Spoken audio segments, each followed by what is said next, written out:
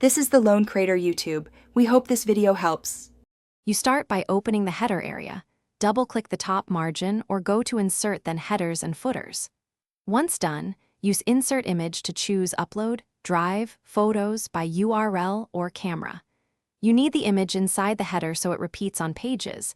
That's why you insert while the header is active. Make sure the image is visible and selected so you can change its wrapping and alignment next. With the image selected, change its text wrapping to wrap text or break text so you can freely move it inside the header. That's crucial for consistent placement across pages. Next, drag a corner handle to resize, hold Shift to preserve aspect ratio if needed. Then use alignment controls or arrange align to center or offset the image. This ensures the header looks balanced and doesn't push body text around. To finish, click outside the header to save changes and flip through pages to confirm the image repeats and aligns as intended.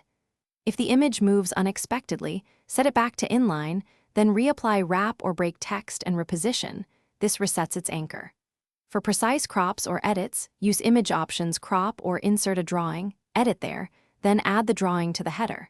If problems persist, try uploading a slightly smaller image file. Thanks for watching.